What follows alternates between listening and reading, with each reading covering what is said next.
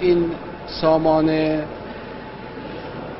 با چالاکی و چابکی بسیار بالا قدرت ردگیری و هدفزنی و انهدام چندین هدف رو به طور همزمان با سرعت بالا، با قدرت شناسایی اکتیو و پسیو جزء سامانه‌های بسیار ارزشمنده که طراحی اون کاملا بومی.